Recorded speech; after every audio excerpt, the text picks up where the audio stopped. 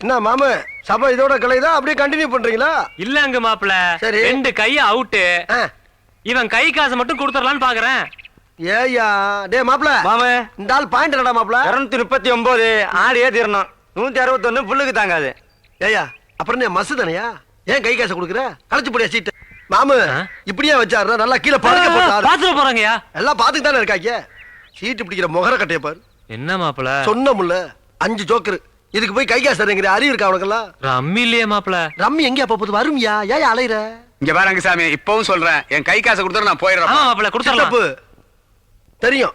சூது நானும் எங்களுக்கும் தெரியும். இரு மாப்பிள வெச்சால மாப்பிள. கையடியா சொல்லிக்கிட்டு இருக்கேன். ஆடியா வை வை உள்ள வை. அத ஏன் எடுக்கிற? ஐயா உள்ள அத வையா உள்ள. அத ஏன் எடுத்து தொலைற?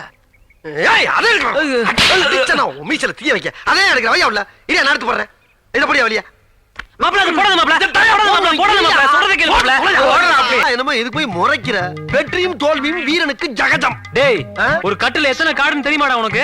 அது தெரிஞ்சா நான் ஏன் இங்க வர்றேன்? தெரியாம தான் இங்க வந்து குத்த வச்சேன். கேள்வி டேய் கேக்குற. இது தெரியாம நான் சீட்டை புடிங்கி போட்ட. 5 ஜோக்கருக்கு ரம்மி வரலன்னா நான் என்னடா பண்ணுவேன்? சீட்டாரத்துல ஊரை விட்டு ஓடு. கையா நீட்டடி. இந்த வர்றேன்டா.